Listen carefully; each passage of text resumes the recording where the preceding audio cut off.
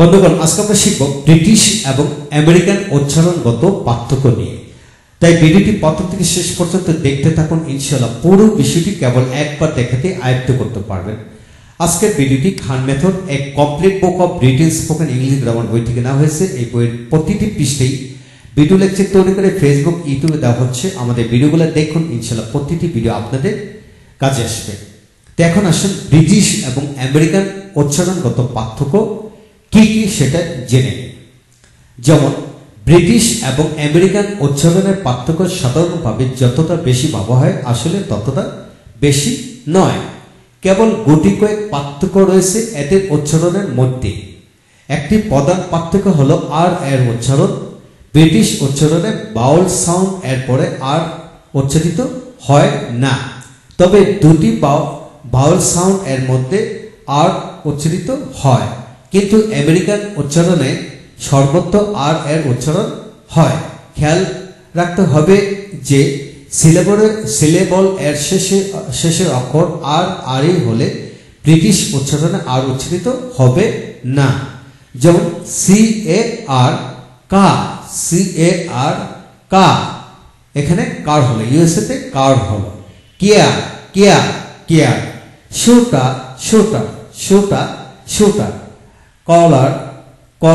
কলার। তো বন্ধুগণ, আমরা এখান থেকে কি শিখলাম? যে আমরা ব্রিটিশে আর উচ্চারণ হয় না, আমেরিকাতে আর উচ্চারণ সবসময় হবে। তবে ব্রিটিশে আর উচ্চারণ হয় না উক্ত ক্ষেত্রে যখন বাউল সাউন্ড উচ্চারিত। বাউল বলতে আমরা বুঝি AEIOU, এই পাঁচটি সাউন্ড যদি উচ্চারণ হয় তাহলে কিন্তু আর উচ্চারিত হবে না। একটু খেয়াল করে পড়লে কিন্তু পুরো বিষয়টি রপ্ত হয়ে যাবে।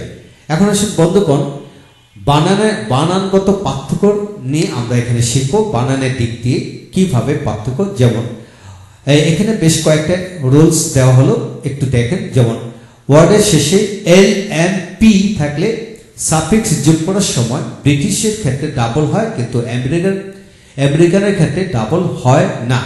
যেমন ট্রাভেল, এখানে ট্রাভেলিং, এখানে হলো একটা এল হলো ট্রাভেলিং। এই পাশে ট্রাভেল, এখানে ট্রাভেল হলো একটা এল হলো।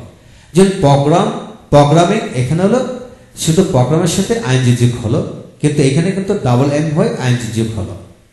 এখন আসে ইকুয়ালি, এখানে ইকুয়াল একটা এল যোগ হলো। ওয়ারশিপিং, এখানে একটা পি যোগ হলো, এখানে ডাবল পি যোগ হলো।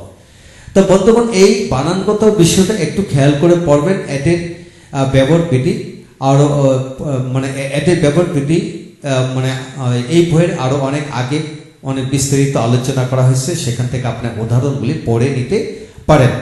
এখন আসেন ওয়ার্ডের শেষে ব্রিটিশের ক্ষেত্রে UR, কিন্তু আমেরিকার ক্ষেত্রে OR যুক্ত হয়। যেমন কলার, এখন লেবার, অনার, নেইবার, অর্থাৎ কি UR OR, এতটুকু পার্থক্য রয়ে গেছে। এখন আসেন নাম্বার 3, অর্ডার শেষে ব্রিটিশের ক্ষেত্রে আর, কিন্তু আমেরিকান ক্ষেত্রে ER যুক্ত হয়। যেমন সেন্টার, ম্যাটার, থিয়েটার, এইভাবে উচ্চারিত হবে। এখন আসেন ভার্বের past and past person form করার সময় কিছু ক্ষেত্রে ED এবং T যুক্ত হয়, কিভাবে একটু লক্ষ্য করেন। এখন আসেন যেমন বার্ন, এখানে বার্নড হলো, এখানে টি হলো, বার্ন, ড্রিমড, ডোয়েল্ট, এইভাবে উচ্চারিত হবে। এখন আসুন নাম্বার 4, অর্ডার শেষে WH থাকলে আমেরিকানের ক্ষেত্রে হ এবং ব্রিটিশের ক্ষেত্রে ও উচ্চারিত হয়। যেমন হোয়াট,